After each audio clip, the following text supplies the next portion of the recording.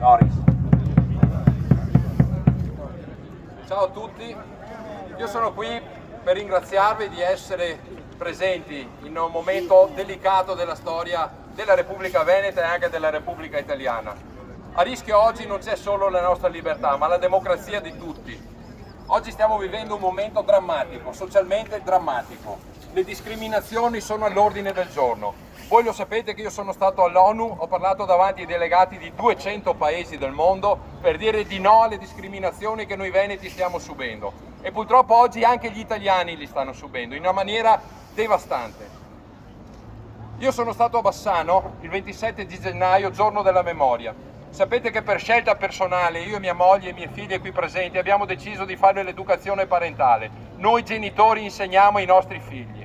Ebbene, il 27 di gennaio abbiamo voluto fare vedere ai nostri figli un film sulla memoria, sulla Shoah, sulla tragedia che ha coinvolto le nostre comunità.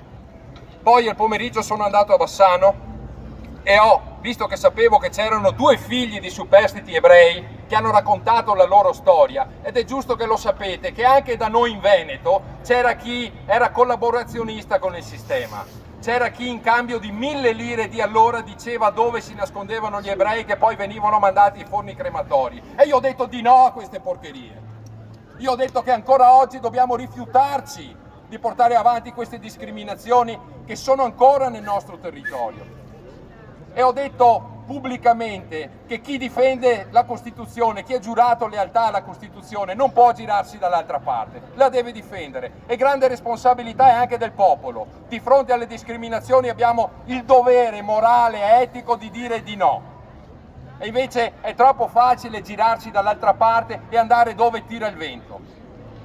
E su questo io ho ricevuto una denuncia penale per vilipendio. Vi ricordo che sono anche capogruppo consigliare ed è la mia battaglia politica quella di dire rispetto della Costituzione italiana, rispetto dei diritti dell'uomo, rispetto della dignità di tutti. Anche perché, vedete, vi rubo ancora qualche secondo, io giro sempre con la Costituzione in mano e dietro c'è la Carta dei diritti fondamentali dell'Unione Europea e il primo punto, mi piace leggerlo, è la dignità umana è inviolabile.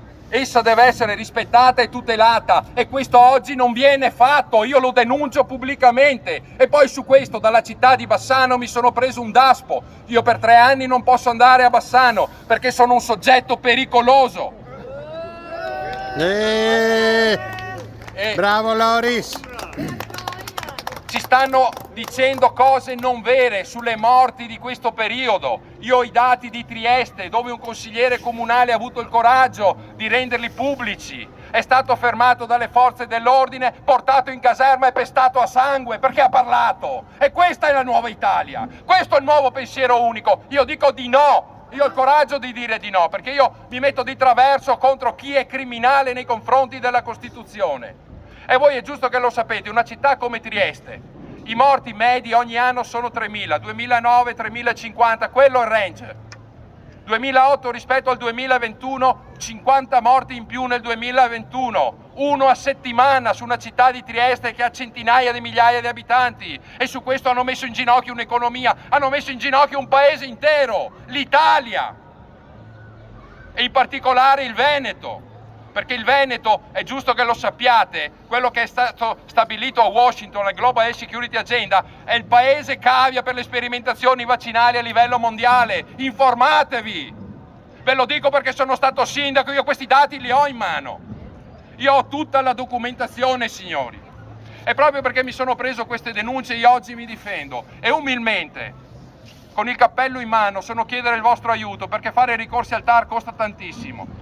Io ho delle locandine qui vicino dove c'è tutto il mio discorso e dietro c'è la denuncia, le 2 denunce che mi sono preso. Poi se volete darmi una mano vi dico grazie, ma non lo fate solo per me. Io ho bisogno del vostro aiuto, io lo faccio per la libertà. Sapete da quanti anni sto combattendo. Vi dico solo un'ultima cosa, proprio l'articolo di giornale. Covid, saltano 400.000 operazioni, triplicate il numero dei morti. Allora i morti perché sono aumentati così esponenzialmente?